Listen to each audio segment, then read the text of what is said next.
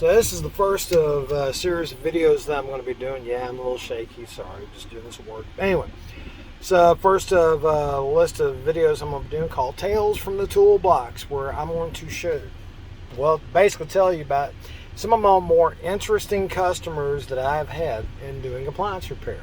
And trust me, you're going to be entertained. I hope so. Anyhow,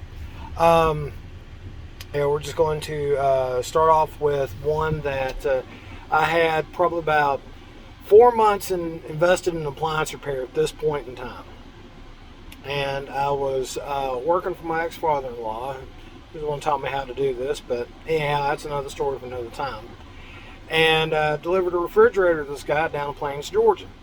Now, anybody that knows Plains knows that you blink, you miss the town. It is the only thing they got going for it. It's a couple of peanut farming places and Jimmy Carter, and that's about it.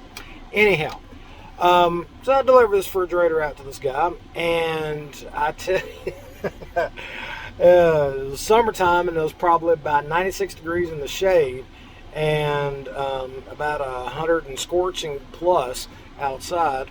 And I go down the driveway and pull up to this guy's house, and he's like, yeah, just sitting on the porch, it'd be alright. Okay, didn't think nothing of it. Young and dumb, just delivering a refrigerator. So I sat on the porch, got a signature, out the door I went. Anyhow, about 2-3 days later, something like that, get a phone call at the shop where he's raising 9 kinds of hell, and he's saying, this damn thing don't work worth the flip, it ain't making no ice, ain't keeping my beer cold, none of that. Y'all brought me a bum refrigerator, you better bring another one out and take this piece of junk back with you. Well, us being us, we have to do a service call on it before we can actually swap anything out. I mean, this is the nature of the business. But I go out there, and yes, it was still sitting on the porch, still had the shipping cap on the water valve. Oh, y'all gonna love this one. And still had all the shipping plastic on it, and dude ran an extension cord out there and just had it hooked up, but he was complaining because it wasn't making no ice.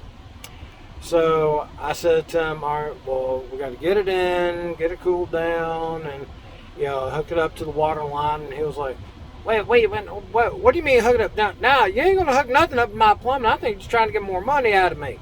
Get the hell out of my hair. Yeah, you know what? Get the hell off my property. Just go. I'm like, okay, well, if that's the case, and the way you feel about it, I'm going to go. So I went. A couple days later, another phone call on the answering machine, hitting play, and I hear, man, I'm sorry about what I said when I was out there. It's just, I've been having some stress. Can you come out here and take a look at this thing for me, please? Anything to help. So I go back out there, and dude's got a 2-liter Coke bottle. Kid you not, I cannot make this up. Has a 2-liter Coke bottle filled up with water, turned upside down on the water valve, thinking that's going to actually give enough pressure to get the water up to the top into the ice maker. Got to give him credit for trying on that one. But you know what? Some people are like that. But that ain't even where the story gets good. So, I finally convinced him. I'm like, look, the side of your refrigerator is about 114 degrees. About 106 outside. Can't get nothing cold because there's too much hot air moving around it, and we can't, get the heat from the inside of the refrigerator out because it's still too hot. And just a little tip for y'all, yes, anything over 85 degree ambient temperature, your refrigerator is not going to work very well at all. But anyway, this thing was still sitting on the porch, hotter than hell out there, so I convinced him to get it inside. Get it inside.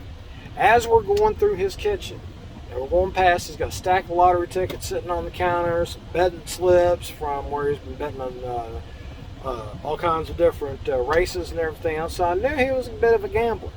Had an absolutely perfect spot to put this refrigerator in too.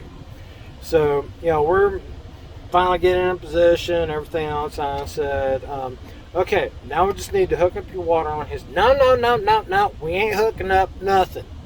I'm like, wait a minute. You betting man. Then suddenly his eyes lit up and he's like, yeah, what we're going to bet on? I'm like, this is what we're going to do. So I just recently got paid. So I took $300 out, I threw it on the table and I said, can you match that? He said, yeah, I can match that. I got that in my front pocket. Here we go. Throw it down on there. Then we just waited a moment or two. And he's like, what are we betting on? I said, I'm going to do what I think needs to happen to this refrigerator. We're going to let it sit for 24 hours. He said, all right. I'm going to put this void tape on here where you peel it up and it says void. So I'm going to know if you got into this thing. No, I ain't going to fool with it. Just we're going to leave it right where it is. Ain't going to fool with it or nothing. Okay, good. So, with that being said, here we go. Hooked everything up, got it all set and situated, got his line pressure up there and all kind of made sure the machine had water going to it properly. And I said, now here's the bet.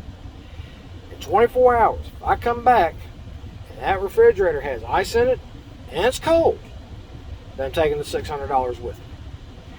If I come back and it's broken, doesn't have ice in it, still not being cold or any of that, but what we're going to do is $600 is going to be yours.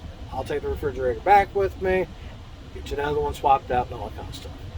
This guy looks at me and says, yeah, I'll do that all day long, man. Come on with it. Okay. This was on a Thursday afternoon. So, Friday rolls back around, show up to his house. It was in the afternoon. And he says, man, I'm glad you're here. This thing's been making the dangest racket about every 4.5 hours. I hear buzz, chunk. Well, I knew right off the bat it was starting to make ice, but he didn't touch anything that I had taped off, so I know he ain't been in there, so that way the bet can stay legit. So I said, now wait a minute. Before I address this issue, we got one more thing we got to deal with, and that's that bet we made yesterday. He was like, oh, yeah, I'm going to the VFW tonight, and Thelma Lou might actually give me a little bit.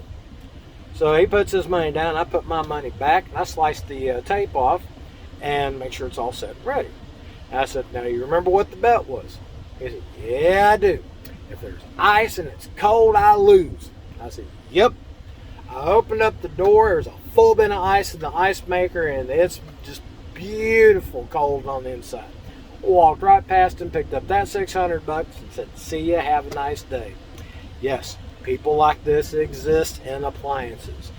Those of you that are out there that do appliance repair can probably relate to somebody like that.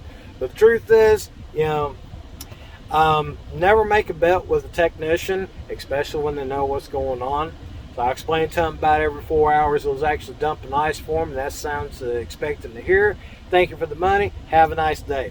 Anyway, that's how I left it.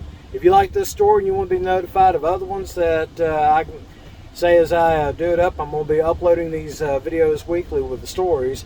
And 25 plus years doing appliance repair, I got plenty of them.